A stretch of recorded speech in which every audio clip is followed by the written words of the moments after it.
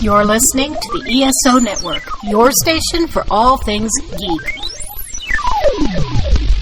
Ian, look at this. What, it's a police box. What on earth's he doing here? I mean, these things are usually on the street. I feel it. You feel it? Faint vibration. It's alive. Earth Station Who, a fun mashup exploring over 60 years of the Doctor Who universe. Hold on tight. You never know where the crew of the TARDIS is going next. Hey there, Whovians, and welcome to another episode of the Earth Station Who podcast. That's right, folks. We are back, and we are going back to the big finish era, and we are looking at the Diary of River Song, Season 10. We are looking at Two Rivers and a Firewall. This was an interesting one. It actually surprised me with some of the stories, and it actually, in some ways, I enjoyed this one better than I have the last few, but we'll get into that in a few.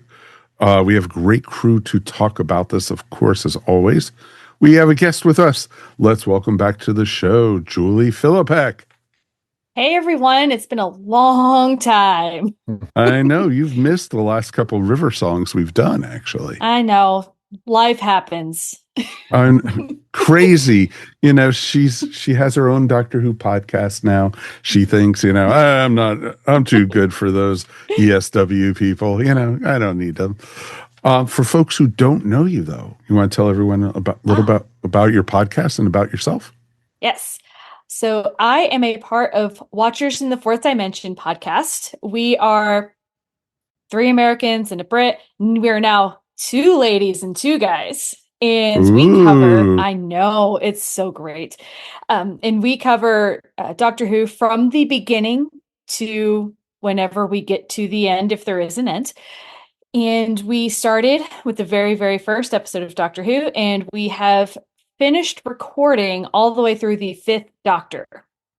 Ooh, that's pretty good already. I know. And see, folks, this is what happens when people actually record in order, not like some folks we know. Not like us. No, not like us at all. And it hasn't quite released yet, but soon you will hear some of our controversial takes on the Caves of Androzani. So be prepared. Ooh. Oh, I know. Very surprising. You'll get some folks are probably going, should Perry have died? Yes. There'll be a little bit of a sprinkling as to why I might have a problem with it here in a minute. But that's right, because our dear Julie is going to be our victim tonight in the Whovian Geek seat. So this will be a lot of fun. She's actually she's been with us for a long time. When we used to do, stuff on Earth Station 1, we used to have her sit in with a lot of the Marvel movies and such. And so she used to be one of our go-tos with that. And she took her shot at the geek seat then. And I think the, psychological, her time in therapy and everything has worn off. The scarring has leaned off. So I think she's ready to take another shot at it, folks. Let's, of course, say hi to our regulars. Of course, can never say hi enough to Ms. Melanie Dean. Why, hello. Can't wait to start chatting Who tonight, because this was amazing. This was an amazing big finish once again. Of course. And Ms. Mary Ogle. Hi, everybody. Fantastic to be here. And last but never least in our hearts, let's say howdy to Mr. Mike Gordon. Howdy. It's great to see all you guys here, and it's fun to see you guys at home. It's really great, and we definitely would love to hear from you guys. So if you ever need to write us, please do. feedback@earthstationwho.com is the best way to get in touch with us. And guys, you're going to be shocked. We got an email from Peter. Yay! We'll read that at the end of the show. Yay! So it'll be great to talk about and hear what Peter thought of our Tom Baker episode. So it'll be great to do that. And folks, we definitely love hearing from you. So please drop us a line. As always, there's no new Doctor Who news right now. There's tons of rumors. There's tons of, I hear the war between the land and the sea is coming any day now on Disney. Sure. There it is. Yeah, just Yeah. VPN it. Exactly. She said it. I didn't, but I do highly recommend it. So I definitely think that's probably what we're going to end up doing, because I would love to review it sooner than later on the show. Yeah, it's just getting kind of ridiculous. Yeah, because I mean, everybody here wanted to be like kind of more above board and be like, okay, well, we'll do it when Disney releases it. Right. They have driven us to a life of crime. Have you seen it already, Julie? I have not. Okay. I'm also behind in New Who because, Anthony tends to be a slave driver for our classic Who. And given that we're on the tiniest bit of a break, I'm just watching anything else just for a little while. Understandable. Until I'm back in the basement watching more Doctor Who. So she has to go into the basement and watch Doctor Who. Okay. This time we now have a basement. It used to be a crawl space. I'm upgrading to a basement. Okay. That's good. That is good, because I don't want to know what happens in your crawl space, so it's okay with that. So since there's no Doctor Who news, let's jump in with both feet and let's get Julie into the Geek Seat. All right, Julie, we'll start off with the easy questions first. Okay. You ready? Yes. Who was your first Doctor? All right. So technically, the first Doctor that I ever saw on screen was David Tennant. I walked in on my roommate watching the Satan Pit and watching David Tennant give his speech. That's the actual moment that I walked in, and I was like, what is this? How do I watch it? So I then pretty much immediately started with Christopher Eccleston. So I say David Tennant because of semantics or, actual reasoning, but really I started with 9 and kept going. Oh, nice. Yeah. That is very nice. And, from there you became a full-fledged Whovian, because I think we first met you at Wholanta. Yes. And I think it was Timegate at the time. That's true. It was at the old hotel. That's right. Yes. At the old hotel.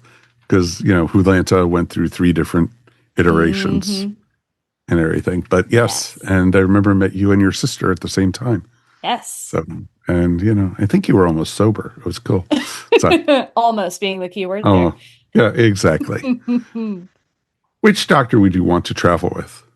Oh, that's 100% Patrick Troughton's Doctor, Second Doctor. Second Doctor's my favorite. I love him. He is quirky in just the right way. He doesn't get as yelly angry as the rest of them. He always has these really nice quiet side moments with his companions. He really has really good banter when it comes to like Jamie, Zoe, and some of the others. And I just think he'd be a fun time. Okay. No, I could understand that. That's actually one of her top answers is the Second Doctor. So that's pretty awesome. Mm-hmm. What Doctor would you not want to travel with? Well, this is partially because of what I've just had to watch and sit through. But not often the biggest fan of the Fifth Doctor. And the irony of it is everyone talks about how he's this more laid back type of Doctor, but he's actually very mean to his companions. He talks down to them. He's not the best with them. So why would I want to travel with him if he's mean to his companions? However, I've also seen one episode with Colin Baker, and he's also terrible and tried to kill his companions. So it's a toss-up there, but I've only seen the one episode or one story with Colin Baker. So I'll go to the Fifth Doctor right now. Okay. I'll be very interested to see what you think more as you get into the Sixth Doctor stories. No. What geeks you out the most about Doctor Who? So this is always like the tough question because it's everything. I think my favorite thing about Doctor Who, and I know it's said on many a podcast that covers Doctor Who, but just the fact that even bad Doctor Who is better than a lot of shows. Always have a good time. And Agreed. Even when you're covering bad stories, sometimes that makes for the best podcast reviews. We sometimes go a little bit off the rails on some of the bad stories, but it's so fun to talk about. And that's one of the really fun things I like about Doctor Who. No, totally makes sense. Totally makes sense with that. Mm-hmm. What turns your geek off about Doctor Who, though?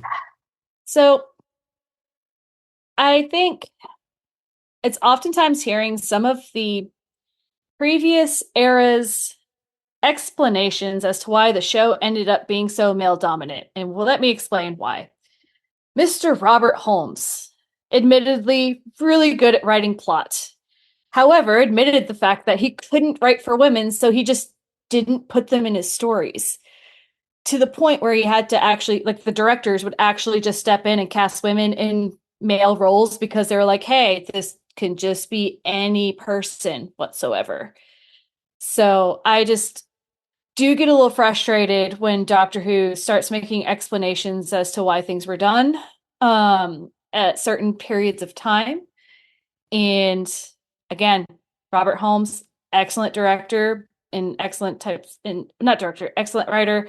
Just like women a little bit more, please. No, yeah, I could see that. I think it's too late to have it edit that. But Robert, all you had to do was see women as people. That's kind of a low bar. So if you couldn't do that, maybe that was you, not us. Yes. But again, it's oh man, I love the story. Oh man, but there could be just any woman that's not a companion. Anyway, I digress. Which Doctor Who companion would you like to meet the most?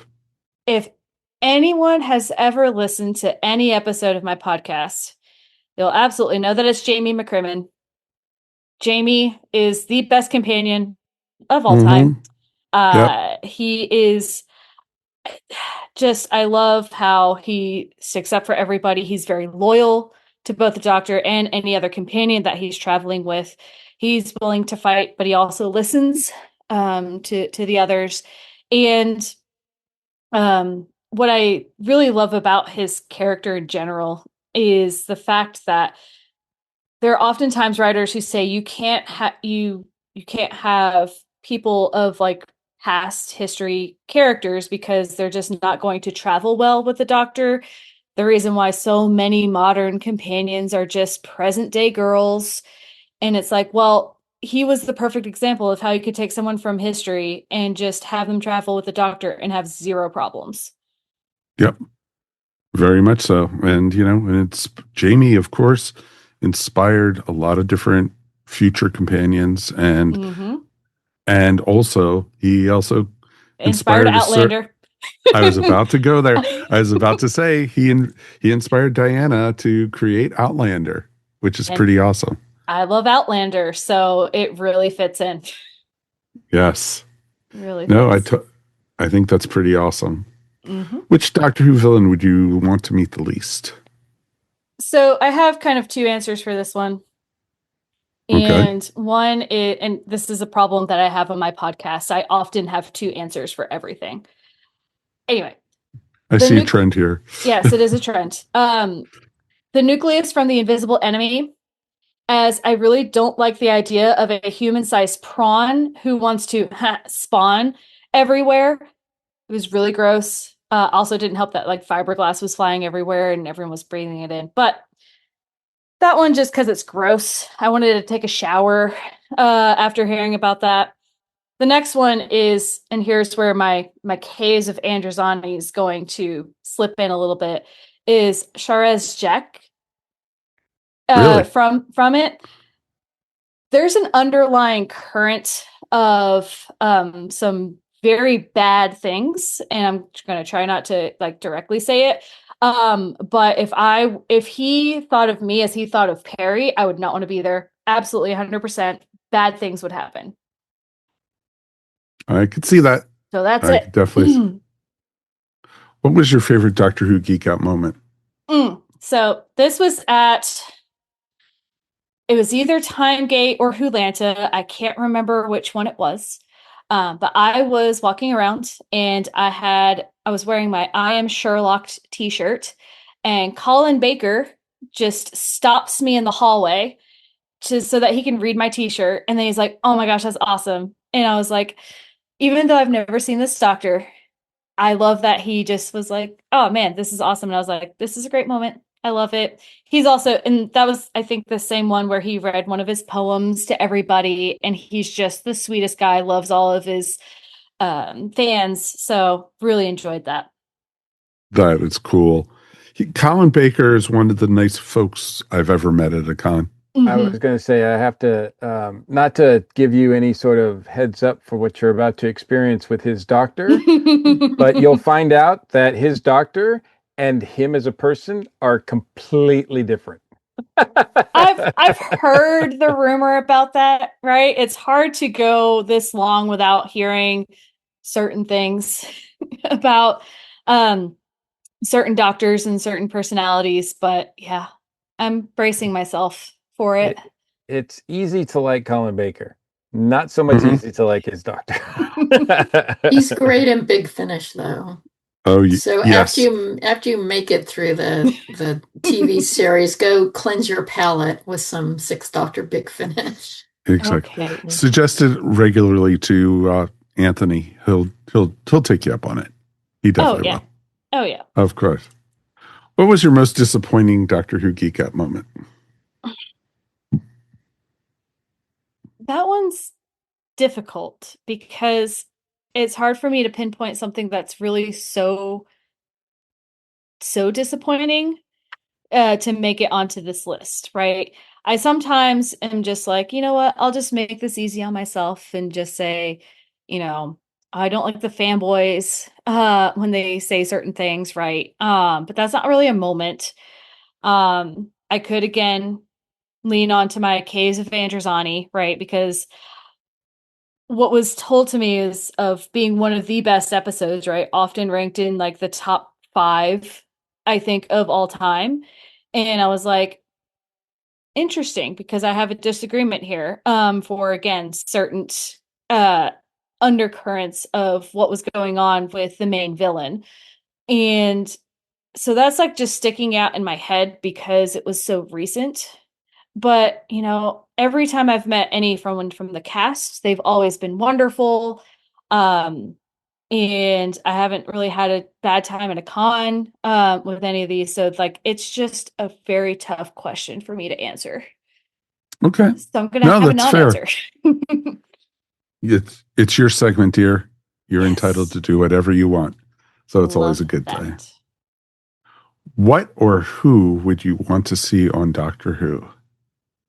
The meddling monk. Very well.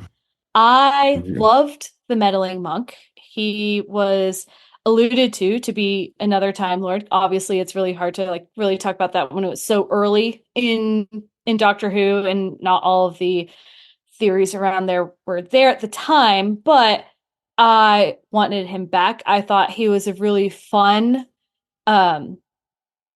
somewhat villain, I suppose. He was not like the master type of villainy.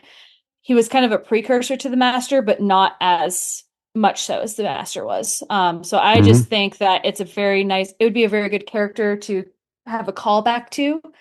And you could do a lot with that character because it was only in the one story.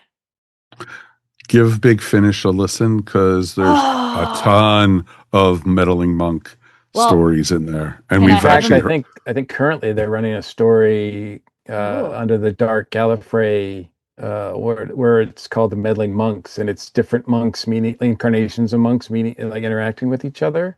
Right. So, that's. The monk is all over. I think we did we review the one with Missy. That's where I was going. Exactly. You definitely need to check out when the meddling monk teams up with Missy. It's awesome. Okay. I just obviously I cannot get into the entirety of the backlog of Big Finish. True. It is difficult. But I would love to see him on screen. That's what I would love. Absolutely.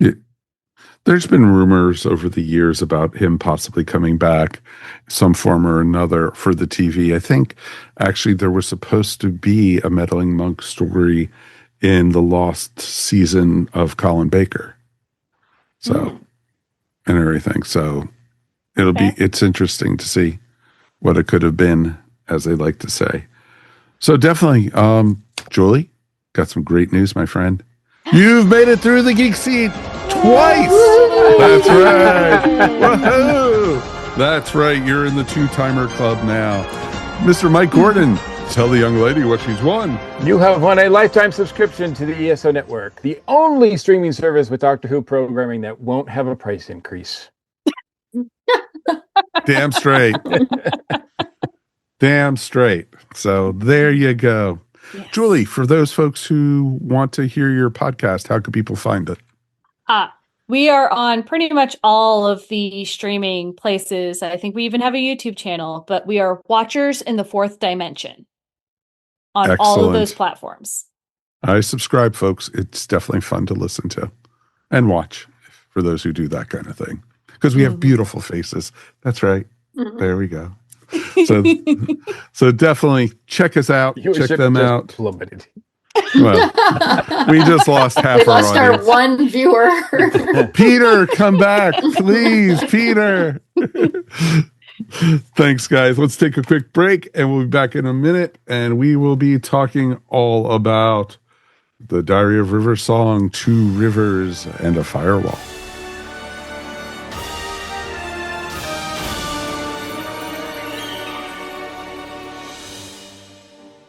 All right, monkeying around. Start talking. Mr. Bobalina, Mr. Bob Bobalina, about your podcast. We talk about an Emmy-winning comedy series. We talk about a band who outsold the Beatles and the Stones in 1967. Still sticking to that story, huh? Well, if you know what's good for you, you'll change your tune. We talk about a groundbreaking multimedia project that inspired generations of artists and fans. All right, throw the book at them. This book is overdue. Monkeying Around, a podcast about the monkeys.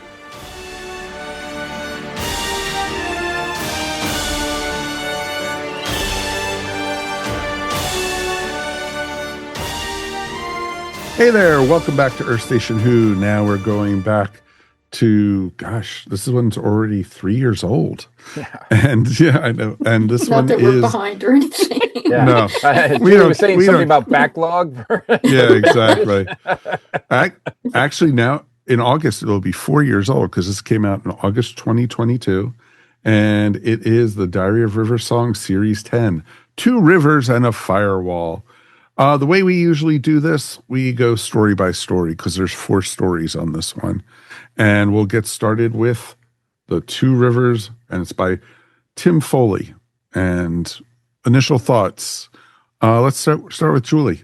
Your initial thoughts on that one. You're going to start with me? Okay. Well, just overall, I just had a really good time with these ones. So with the first one, pretty unique premise in the fact that, right, of how we actually get to where River is and why there's 2 of them. I like the idea because we thought we had eliminated that and we brought it kind of full circle. And I really like the actress, the voice actor that they got for the second River. And I just liked listening to the 2 of them banter in a very similar style, right? But just as voiced by someone else. And I like that in all of these Big Finish, but especially that one, it was predominantly just the 2 of them. And I love a good story where you have a very limited cast. And I thought they executed it really well. Yeah. None of these actually had huge casts at all, which was nice. Yeah, which and was everything. Good. And it gave Alex a lot of time to shine in this. But it also, her supporting cast that she did have was wonderful. The banter between the 2 rivers was just awesome. Yep. That was just awesome. Melanie, what about you? I really like this one. So sometimes when I see a 4-parter, I'm thinking, okay, this is going to have an overarching, there's going to be this whole thing. And and that sometimes, as we've had in previous reviews. Sometimes I'm like, okay, it seems like you're just trying to stretch some stuff out. It could have been 3. Mm-hmm. No, this one, it wasn't like that. So I really thoroughly enjoyed that it was 4 stories and that each story was kind of, good on its own. I'm not going to come out of the gate and say this one could have been 3. No, this was a good, when you have 4 hours to want to listen to something, pick this one up. This is actually really nice. So get into it a little more later. Okay. Mary. Well, first of all, overall, I really like this one. Like everybody's saying, it's like 4 solid stories, which frankly doesn't happen a lot in the Diary of River Song audios. No, unfortunately. Nope. But these are all pretty solid. And the first one, I really enjoyed it. It was a good intro. As long as you skip the intro and outro music, then you're doing pretty good. And I like Alex talks about in the interview how she thought she was going to have to do both rivers. And I'm so glad they didn't do that because these actresses just play so well together. You can tell they are really having fun bouncing off each other. And it was just one of those really fun, sort of twisty, timey-wimey episodes. And I totally enjoyed it. Yep. Okay. And Mr. Gordon. Yeah, I liked it overall. We'll get into some of the things I liked and didn't like maybe as we get forward. But for 2 Rivers, I thought it was pretty solid. I thought they kind of missed maybe an opportunity because, I don't know, maybe the original idea was to have the actress that plays Mel's in it, which would have been, to me, more interesting because Nina Tucson White, who played Mel's in Let's Kill Hitler, she's actually done Big Finish. In fact, we listened to her in like Big River Song Diaries Volume 3 and 12. She played a character called Brooke Number 2. And to be honest with you, I have no memory of that whatsoever. We haven't done that. Mikey, we haven't done number 12 yet. We're only on 10. Yeah, you're right. We haven't done 12 yet. We're only on spoilers. I don't remember I don't remember 3 though. Now Mimi, I think it's Kalisa does a great job, and like you said, they're having fun. But I really felt like this was sort of like this could have been more significant if it had been Mel's, because she has a whole different timeline of the way her character in the way that universe has the Doctor and the character and the Time Lords and all that kind of stuff. So. But yeah, I mean, to talk about the what we got instead of what could have been, I thought it was pretty fun and pretty solid. Awesome. Yeah, I was on the same page as you when I was going off the cover art and going, not, knowing anything about the stories. I thought the same thing, that I thought, oh, it's going to be River meeting up and teaming up with Mel's. And, so 2 different incarnations of her. But I liked the idea of the alternate universe River Song. And I loved how they played off of each other. And when you figured out that it was a river from another dimension and universe, it was great. And I loved the Tomb of River Song. That was just so frippin' cool. And and it played with time travel and it played with some, timey-wimey things. And I just thought they did it really well. And, I thought the characters were done well. The story of the professor and everything, how they were basically the godparents of the professor. And I like how that progressed and everything. It was just a neat idea. And then the monster, I think that was the weakest part, the alien that was after River Song. That's often the weakest part. Yeah, that was actually very typical Doctor. Yeah, exactly. I was stay on brand. I was just more like, I didn't care if they came back. I was just like, I want to hear more about what River Song and River Song is doing together or against each other, and it was interesting. I would have been curious if this was a video, to see what the alternate universe's River's TARDIS looked like. I was, what shape was it in? Was it, because obviously it wouldn't have been a police box because there was no doctor for that. And, and that's a whole different story about getting into with the Ruth doctor or, the fugitive doctor and everything. That's just a whole another story, folks. But yeah, so I would have been curious about that. And then, what desktop she had inside of it. And, where did she get it from? Did they say how she got the TARDIS? Well, she said they were just lying around everywhere. Everywhere. Yeah. Because, that's what everyone does. They just take a TARDIS if they see one, I mean, it would be interesting. Well, that's what the doctor did. I was about to say that's what the first doctor did. Took it from a museum. Yeah, exactly. I mean, in the universe that we know, of course, River doesn't exist without the doctor. So it is kind of interesting to see, if they would really go further is to find out, how do they get this river without a doctor? Like, how do you have a river without a doctor? But I will say too, that one thread that I did appreciate in all of these, with some minute exceptions, is it's pretty doctor light. Like, a lot of my criticisms with some of these have been in the past that she's too dependent on the doctor. She talks about him all the time. And there's a few times where he comes up, obviously, in this, but for the most part, it's pretty not really. She's on her own pretty much for the most part. And and without that, there's no doctor that comes in and does anything with her. And there's some mention of him, and we'll get into those, but for the most part, it's pretty much her being independent. As a matter of fact, I think some of these take place before they were married, right? Well, the first one, she mentions that, that they were married, and even Alex's River says, the doctor, and then Mimi's River goes, who? And I was just so elated because I'm like, they did the thing. Yeah, exactly. You only got messages, mentions of the doctor in the first story and the fourth story, basically. You didn't in number 2 and 3. I don't think they even really brought up the doctor at all. I think 3. It was hard to tell when some of these take place in her timeline, but I think it does get brought up in 3, but just briefly.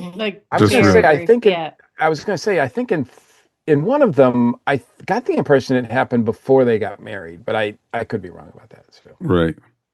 So, and it was interesting because she even, in the first one, when she was trying to explain to, the whole thing about the doctor, and, you don't know the doctor, you don't, know Demons Run. Oh, I know Demons Run. That's when I destroyed all the people who. That's when I killed everybody. Yeah, exactly. It's just like. Exactly. It's just like, okay, but that it's so timey-wimey, but it was fun. And I think that one was great. I think for me, that was, it was easy to listen to compared to some of the past discs that we've done in the, storylines that we've done. And it's just this was a lot more fun.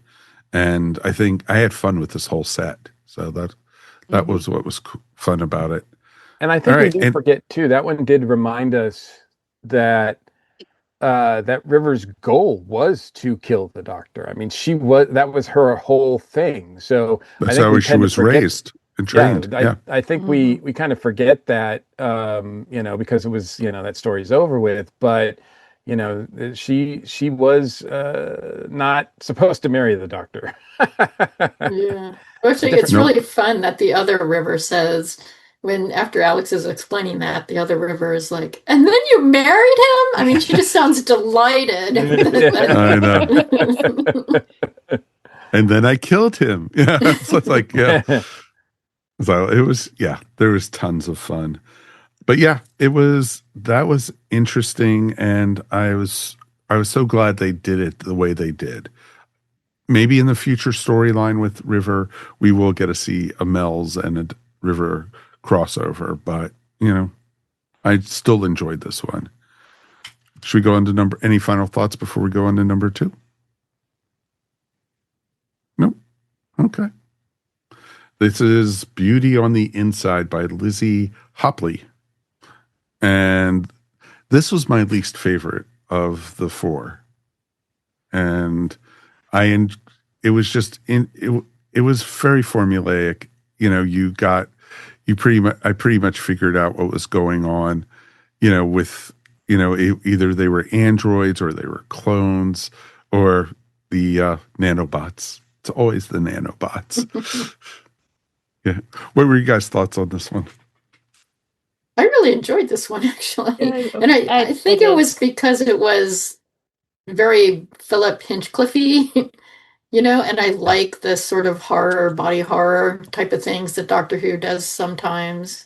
Mm-hmm. And I'll agree. I mean, yeah, it was formulaic. I mean, I also figured out pretty quickly what was going on. I think everybody did, including River. But Yep. I mean, it was just kind of a sort of a fun B horror movie romp type of thing, and they did it well. And I loved like the little princess, the crazy little princess who's just getting, you know, going more and more off the rails as the story goes on. Yeah, I think so. I liked this one better than the third one. I would probably say the third one was my least favorite, and part of the reason is they found a way in the second one to in an audio fashion, like really lean into that something was wrong with these characters. Whereas the third one has the autons, which is a very visual thing. And I thought was a little harder for them to bring out what was going on in that one. And that's why I think I enjoyed the second one a little bit more. With, you know, some of the voices that they ended up using, not only the, you know, it was the lowering of pitch and creating them more kid-like as they were older, and then the younger individual was made to sound older because of what was going on with him. So I thought that was just a very interesting way to go about doing that audio. It was interesting. I don't know if you guys ever read the New Mutants back in the 80s and 90s. There was a character in there named Warlock who was basically all nano parts and everything.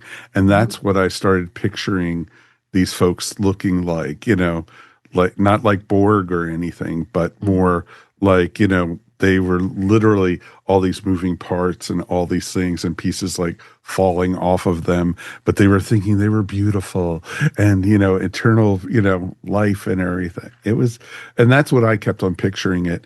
And then, you know, the whole thing with the armor and, you know, the people being eaten by inside the armor by the nanobots and everything. That was kind of horrific, truthfully, and so and everything. And hearing the constant buzzing through this whole episode because it was all the nanobots, and it kept on getting louder and louder throughout the episode. I thought it was fun. But like I said, I didn't dislike it, but it was just, for me, it was my least favorite one of the four. And so it was interesting to see. I'm glad you guys liked it. Any final thoughts on this one? I or did any not. standouts? You did. I did not. Okay. I didn't hate it. I just found it very forgettable. Even like shortly after I listened to it, I just didn't like it. Like you said, Mike, it was kind of by the numbers, but even more so than that, I didn't feel like any of the characters really pulled me in. In fact, Right. we have a character that dies in it, and I was like, I knew something was wrong because I was like, I don't care. And if I don't care that a character is dying, then they're not doing their job. So I didn't, you know, and it might be a thing with me too, because I've mentioned how sometimes I think Big Finish does a little bit too much with audio stuff that they don't need to.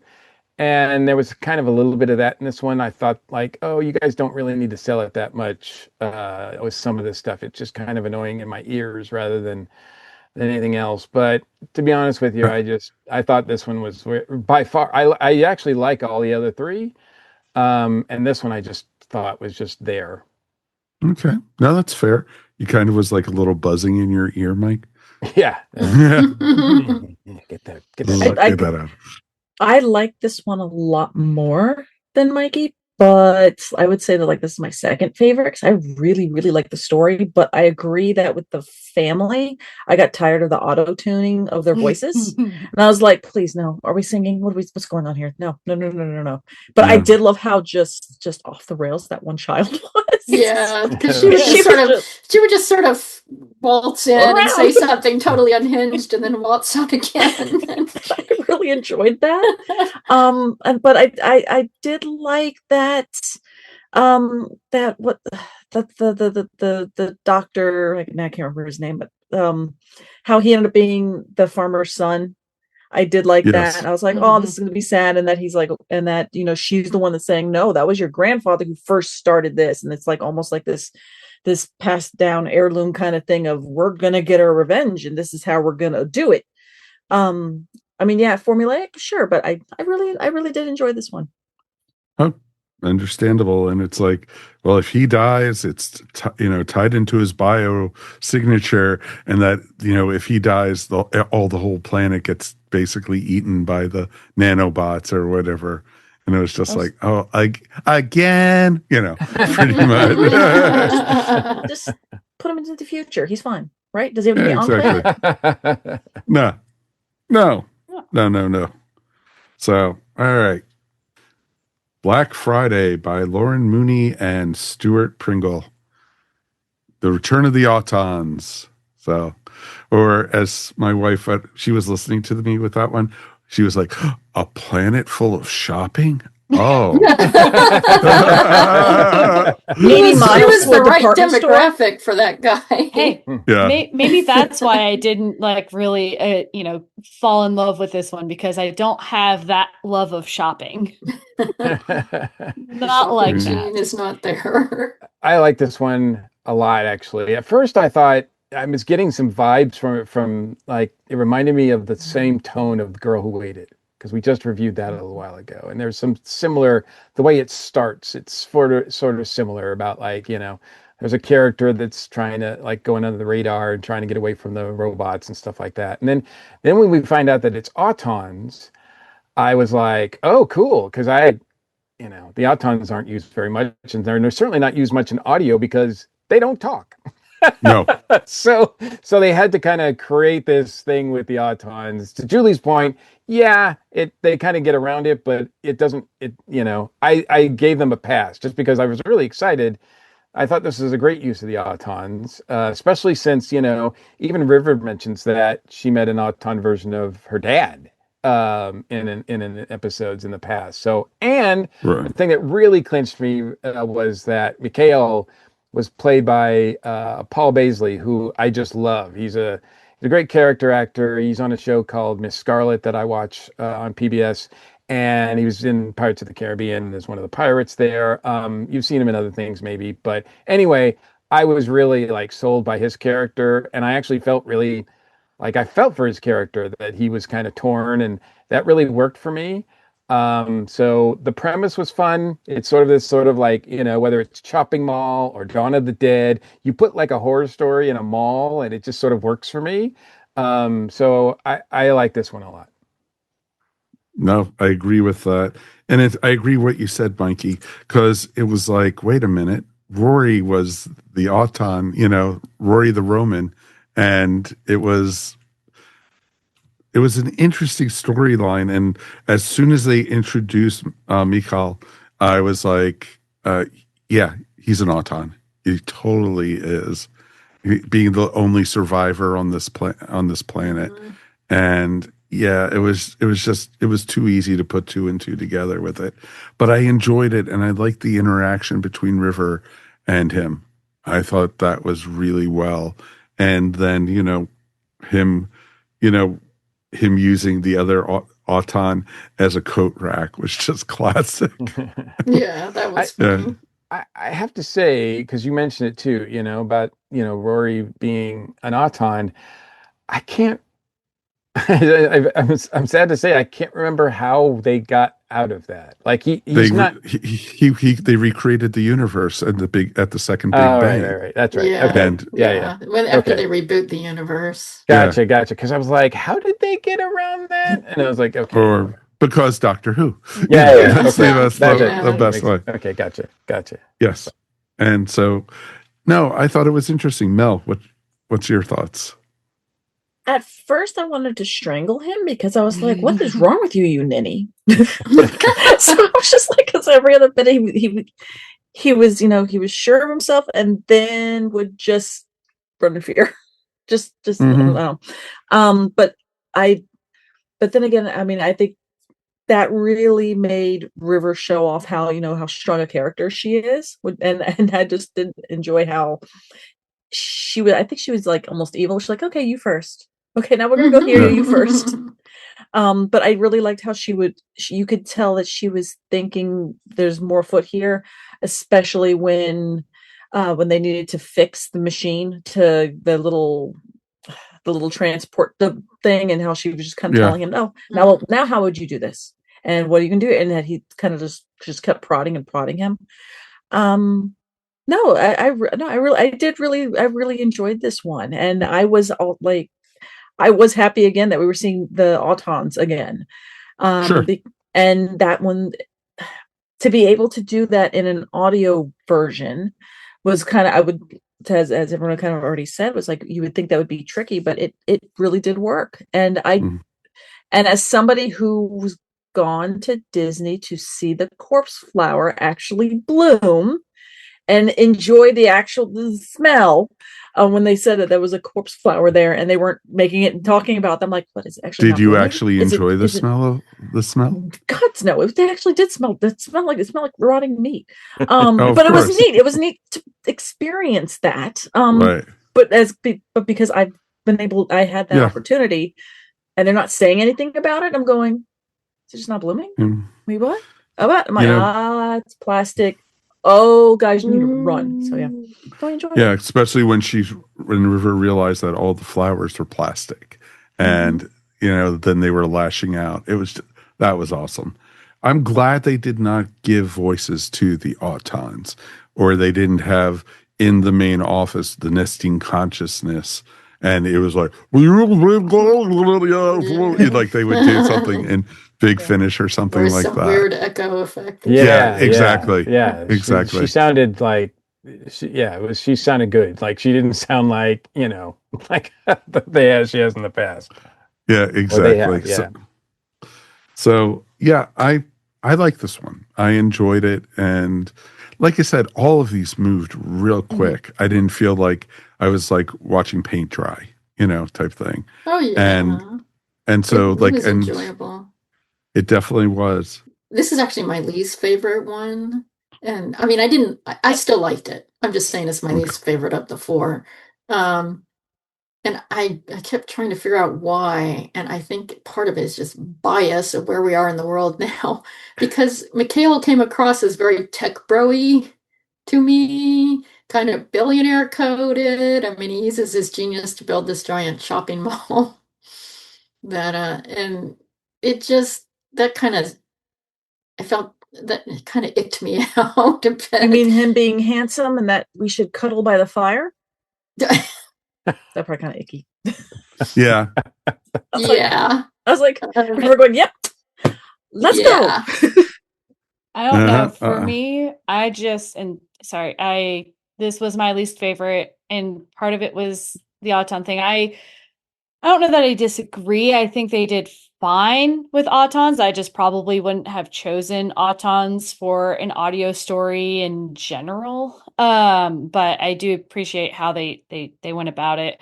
I think from a dynamics perspective, I liked a lot of the other stories with the dynamics between the other individuals, but this one was probably my least favorite of dynamics between characters.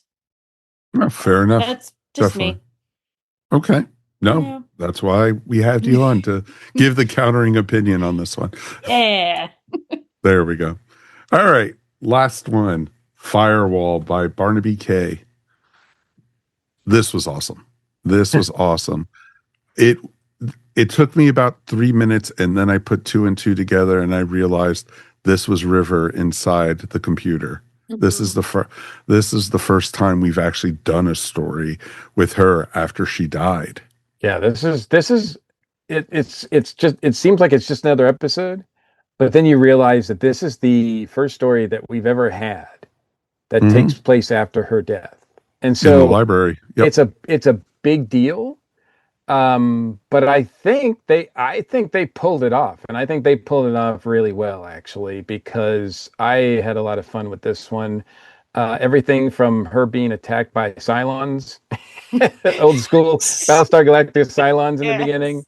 At first, I got vibes from, because she's in this this virtual marriage thing, or the suburbs or whatever, and so we just had like Terror of the Suburbs in the last volume. With they were kind of going through something like this, so I was like, what are we doing this again? Plus Shooty's last season, they had Wish World, where he was married and in suburban stuff, so I was kind of like, are we doing this again? But then I realized what they were really doing, and that it was after her death and everything. And I really, the return of Proper Dave was awesome. And really, I think at first I was like, man, this Viper, that's the villain. To me, he was like one of the best villains they've had, because at first I thought he was just going to be cookie cutter, but I actually started to feel really sorry for him towards the end, and I loved how they made us feel that way, and they made that work. So they were telling this whole story about her after her death and everything, what's going on with that, and that hopefully will lead to other things. I think maybe, I don't know what, because after Diaries ends, there's a whole new series with her, and I don't know exactly how that works, but this could be the building block to that. But to put in a story also with this Viper guy and actually mean something, I like top marks on this one. No, agreed on that. And it was interesting, because as soon as I figured it out and I figured where she was, I was like, oh crap, she's in the computer, she's living her life. She doesn't remember her life outside of, being an archaeologist, being, with the doctor, or anything like that. She's a mom. She's she has a husband. She, the whole thing. And she has her friends. And I agree completely with what you said, Mike. As the story went on and you realized what Viper was doing and why, his motivation behind it, and he was blaming the wrong doctor. So, and it was just like, but who knew there was so many Dr. John Smiths out there, I mean, it's not like it's a common name or anything. No, not at all. Definitely not at all. What about the rest of you guys? What did you guys think of this one? I was just realizing as we're talking about it, there is like a through line through these, and it's basically, what does death really mean? What does being alive really mean? What does identity really mean? Are you still you if there's another you from another universe? Are you still you if you're a bunch of nanobots, or if you've been turned into an auton, or if you're a computer program? Are you still real? Are you still a person? Do you still matter? Which is, and I'm glad that, I don't know if that was intentional or not. Maybe not. Maybe, who cares? But it's an interesting question to explore, and all the stories explored in a very different way, but in a very entertaining way. And so I really appreciate this set for kind of giving us stories that stand on their own. I don't think the whole arc thing was working at all well in River Song. And this story especially, actually going as far as to explore what her life might be like inside the library, inside the computer, and the pros and cons of that. And even using that, like the villain character is basically the video game bro. And like Mikey was saying, in the beginning, I'm like, oh no, he's just this kind of icky character. But by the end, they do a good job of explaining his backstory and why he is the way he is, how he's kind of just gone insane from being in pain. and fixated on losing his parents, and they did that really well. And so, kudos to Barnaby Kay. Good for you. Great writing. Mm-hmm. I thought this is a worthy sequel, actually, to Moffat's story with Silence in the Library, and I thought it was a good follow-up to it. And it was nice to see because, I've been wondering, like in the comics, have they done any stories, or if they've had they done anything with River after she passed? So the only time they actually had River on TV after she died was in the Trenzalore story with Matt Smith. Oh, yes. Yeah. But it was her spirit, or something. They said, it was like in it the was her doctor's consciousness. memory. She was still inside the computer. Yeah. So that was interesting. Or the creature with big hair, as Strax put her. So. I mean, it's true about the hair. I agree with everything that's been said. It was a very enjoyable story. I, again, really agree with how they did the villain. The villain was very, very good. I also kind of love that they gave him like an ending. They were like, you know what? Let's not have you just go off and just die. Let's give you another chance. I thought that was pretty cool. And also the fact that they were able to get the actor for Proper Dave back. Yeah. Yes. I was like, oh, that was cool. That's really fun. And I also enjoyed the little girl. I thought she did a fantastic job. And it sounded like this was one of her first like audio things, because in the interviews she was like, oh man, I got to be in this little booth and I just got to hear, and I was like, this girl is adorable. And I don't think she's had a lot of experience in this thing, and I thought she did rather well in that sense. She played the young lady who played Charlotte was awesome. She was great, and I enjoyed that. Like, I looked it up, and is that a new thing? Because I don't remember that character from the Silence of the Library two-parter. I think when I saw a little girl. There's like a little, it was called The Girl. She didn't have a name. Yeah. I don't think. Gotcha. Okay, so they gave her a name here. Yeah. Yes. Okay, gotcha. Yeah. That's what. Okay, that makes that sounds familiar. What I really like too, and sorry, Mike, they gave she had like a little bit of River personality in her, as you would expect a tiny child who's trying to imitate River, and I thought that was really fun. So, yeah. Yep, agreed. And it was interesting too, because I love that they let River and Proper Dave keep their memories after the adventure, and I like that. And I love when Charlotte said, "Am I still your daughter?" She says, "Yes, you're still my daughter, and I am still your mom." And I love that. But Proper Dave, he's got to live somewhere else. Yeah. We're kicking him out. Yes. Yep. And that's what made it even better. Your daddy. There's definitely a separation in play. Yes. Touche on that one. So, folks, any final thoughts on this one before we go ahead and rate this? I think as a whole, this was one of my favorite River songs that we've reviewed in a long time. I enjoyed it, folks. If you're at home, please, if it goes on sale or if you have an extra couple bucks, I know things are tight for everybody nowadays, please give this one a listen. It's definitely, I think it's even up on Audible with other Big Finish adventures, because I saw it up on Amazon. So you could definitely check it out. So, please, if you get a chance. All right, folks, 1 out of 5 TARDISes, 1 being the worst, 5 being the best. Julie, you're a guest. Ladies first. Sorry, I'm getting used to not doing it out of 10. All right. We do Hassies here. Oh, yeah. You just don't want to deal with all the number crunching that happens when you decide to go that. I'll give this a solid 4 out of 5. It's a very good set. I enjoyed all of the stories. We didn't need a giant story arc all the stories worked well as individual stories. They kept the cast small.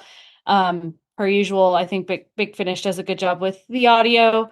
I just, the third story was probably a little low for me. So I'll just go with a solid 4. Okay. Mikey.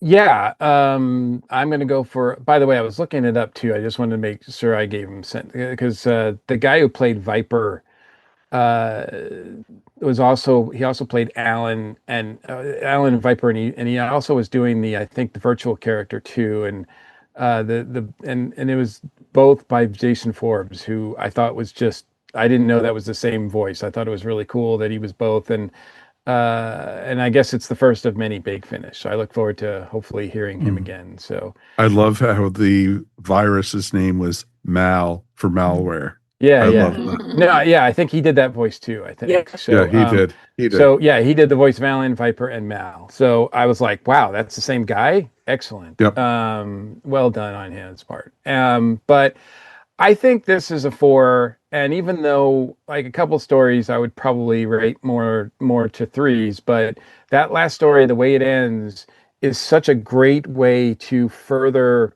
River's story that I don't know if it means anything, going forward for the show or anything like that. But as far as, and if it means anything for Big Finish, because like I said, I don't know what comes after. So I don't know if we're going to have more adventures of virtual River, if you will. But if we do, I'm okay with that, because they really, if this is like a sort of backdoor pilot, then I'm on board for that show too. So I thought it was really well done. It's one of the better diary volumes I think we've listened to overall. Yep. Okay. Melanie. I'm also going to echo everyone else. I'm going to give it a 4, because I think that the strength of this set was that they were individual stories. Not having to deal with a story arc where I feel like whenever they do that, it's like, yeah, you could have condensed this down to 3 and it would have been just as fine. They let the writers have, they let them play. They let them have, here's an hour, have fun with it. And the actors came to play. They kept, like, as Julie even said, keeping the cast small, I think was a very good strength on all of them. And they were all different and unique. And I really, really, really enjoyed that, especially if I'm going to listen to one day and then I'll listen to another the other day. I don't have to go back and go, wait, what happened again? I like when Big Finish does 4 separate stories in a set. So that honestly is amazing. So yeah, I'll give this a solid 4. I would absolutely listen to this again. Okay. Thank you, dear. Mary? Not to echo everyone, but to echo everyone, I'm also going to give it a 4. But 4. But I think one of the problems with the previous River songs is perhaps they were trying to do too much, become too complicated, go overboard with sound effects, with the music, get heavy-handed, too much cast, and they shrunk it down this time. Like everyone's saying, they're more restrained in almost every way, with the cast, with the sound effects, with the music, with even the stories are kind of pared down. And I think that really helped them out, really helped to sell it on audio. Plus the acting is just really good on this one, and the writing just helps everyone out. And just such a good, solid effort. I would really highly recommend this to people. And you can listen to it without having listened to the rest of the series if you want an entry point. Exactly. You just need to be familiar with who River Song is. You don't need to worry about, any past stories or anything, like Mary said. That was pretty awesome. Damn it. I hate agreeing with all you guys, because yes. I feel a 4 coming up. When it's good, it's good, right? Uh-huh. It is. It is. This has been, like I said, throughout the show, this has been the strongest set of 4. And hence, I'm giving it a 4, 1 point each. No. And so, and I enjoyed it as a whole. I was entertained, and you know what? I even put up with the theme song, and so I didn't fast forward through it like I have in the past. That was brave of you.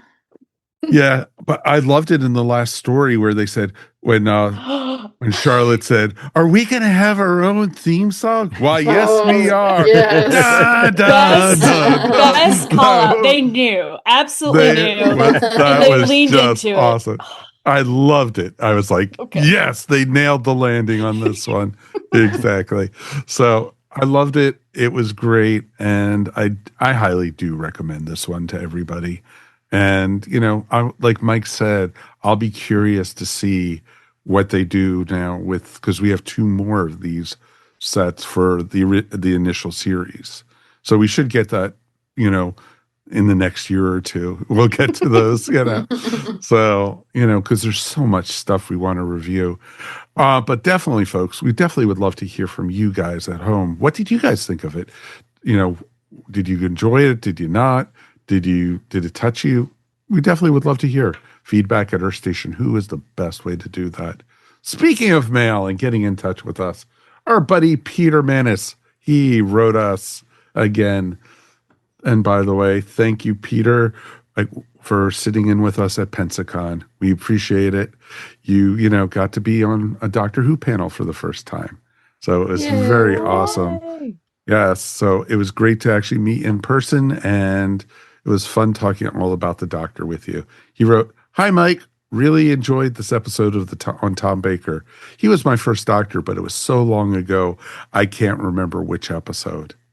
That's like most of us. We're just old, except for Julie. She's a kid still. I also got chills when I heard his voice as the caretaker. Keep it up, and I will keep on listening. Peter. Thank you, Peter. We appreciate you. Thanks, Peter. As always. And yes, folks, Peter is also a Patreon of ours. So you know what? If you want to help support the network and help support Earth Station Who, that's how we can keep the lights on, and that's how we can just keep the audio going and everything. And you know what? It's great. We have a great group of people up on as our patrons. You too could do it. Just go to patreon.com/ESO Network. And we get all kinds of cool stuff. You get exclusive episodes. You also get our show 2 weeks early. No way. But yeah. No. We'd have to record it in the past. Do it. Yeah, exactly. Timey-wimey. We went in our TARDISes to do that. But yeah, 2 days, you get it 2 days early, and you also get some other cool stuff, like Peter got to join us for a panel. We're going to be at Dragon Con, so we will definitely, you know, be able to maybe get you on a panel with us up there. You never know what can happen. Maybe you could join us for the ESO dinner this year. You could join us for all kinds of different events. You never know what you could do. And if we come into your neighborhood or your con in your local area, because we are going to be doing traveling this next year, definitely, you know, look us up, and definitely we'll join you and, you know, get to talk some geek stuff as always. Thank you again. And if you made it this far into the show, why not like and subscribe? Takes 1 second to do, helps with YouTube to be able to like us and find us and get more people to find us up on us and put us up more on the first page instead of people having to do the Disney Plus thing and go, where is Doctor Who on here? Where's Earth Station Who on YouTube? So definitely find us. We would really appreciate it. And if you're listening to us audio, give us 5 stars. We'd appreciate it. Not 4 stars. 5 stars. That's right, folks. That's all right. the We're way. better than the thing we're reviewing today. Damn straight. As always. While we're at it, you know, if you're up on social media, check us out on Facebook or Instagram. We have all kinds of really fun stuff up there, trying to keep up with that. And also, if you get a chance, just drop us a line, like we said. We would really love to hear from you guys. Let's thank our crew for being here this week. Of course, Julie, thanks once again for being here. Thanks for having me. It was a lot of fun, and hopefully I'll see you, you know, not 2 years from now. Well, I hope we'll see you sooner than later. Yeah, it's like, and we don't even live in the old neighborhood anymore where we by you. So I know we ran when you moved in, so it's, you know, it happens. Yeah, it was all me. Yes. All me. Of course. Where can people find your podcast? You can find it anywhere that they do podcasts. And we are Watchers in the Fourth Dimension. Excellent. And she will be at Stellarfest this weekend, along with this man, Mr. Mike Gordon. Absolutely. And as always, it's my pleasure to be on this show, as well as I'm looking forward to Stellarfest as well. I think people will, it'll be going on by the time people hear this, I guess. The show, well, if you're a Patreon, it'll be 2 days early. So there you go. So hello, patrons. Exactly. And I'll see you there. Exactly. Or Friday, and they could still make it for Saturday and Sunday. So Absolutely. There you go. Absolutely. So definitely. But I also wanted to give a couple shout outs. First and foremost, once again, you mentioned Dragon Con. I'm once again honored and grateful for the opportunity to participate because I'll be a guest there once again. Dragon Con's 40th. Very excited about that. And speaking of Dragon Con, on that related note, of course, I co-host the Dragon Con Report with Jen and Channing. And this last episode that we did for April would be very cool to listen to for Doctor Who fans, because we interview Caro and Rob with the Hat from the Brit Track, and they go into the history of the Brit Track, and we talk about how important Doctor Who is to that track, and over the years how it's been there, and certainly that's my connection with them, and they're great people. It's a great track to be part of, and it was nice to give them a sort of spotlight for an hour or so. So I encourage people, even if you don't come to Dragon Con, check it out, because it's a kind of an interesting discussion about Doctor Who in relation to convention programming, I think, overall. That is awesome. And Mary Ogle, thank you. Anything you want to promote or talk about real quick? You can find me at maryogle.com. I just released a new painting, so if anyone's interested, head on over, or you can find me on Instagram at eVisionArts. Yay. And of course, last but never least in our hearts, Ms. Melanie Dean. Thank you so much. Once again, being able to enjoy the wonderful company of everybody here while we chat Who. Awesome. And how can people find your stuff? You can find me on Instagram at Pieces of Melee. I'm working currently on 3 murals. If you're in the Tampa area, they're at the Met West buildings. So that's one near the International Mall. So yay. Yay. That's awesome. Yeah. That is awesome. Just go by the airport. You'll see them all. It's not that big. Pretty much. Yeah, exactly. So definitely check it out. For myself, of course, we are definitely coming to you on many different levels.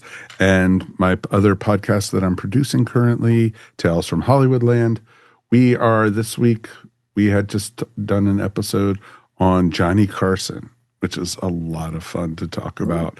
And we worked with an author talking all about that. Then we also released an episode talking all about Charlie Chaplin and his legal troubles that he had back in the 1930s and 1940s with an actress named Joan. Check it out. It's a lot of fun. You can find Tales from Hollywoodland wherever fine podcasts are found. And then, of course, folks who are going to be up in the North Carolina area, I am going to be, just announcing it now, we are going to be at GalaxyCon in Raleigh, North Carolina. So you could definitely check ESO Network there, and still checking to see we might actually have a table. So we will have to wait and see what goes on with that. But until then, we will be back next month. But until then, my name is Mike Faber on behalf of Mary, Melanie, Michael, and Julie. Thank you for listening. We will see you all next time on Earth Station Who. Take it easy, folks, and L on Z. Peace, and we are out of here. Bye. You've been listening to Earth Station Who, a pop culture podcast dedicated to all things Doctor Who, featuring talents from throughout space and time. All topics on the show are the sole opinions of the individuals and are to be used for entertainment value alone. You can subscribe to our show wherever fine podcasts are found, or check out our website, earthstationwho.com. Don't forget to check us out on Facebook or Instagram, and if you enjoyed the show, please write to us at feedback@earthstationwho.com. Thank you so much for listening, and we will see you on the next journey of Earth Station Who. This has been a broadcast of the ESO Network. Be part of the crew and help support our shows by donating to our ESO Patreon or by shopping at the TeePublic store, which can all be found at www.esonetwork.com. The ESO Network, your station for all things geek.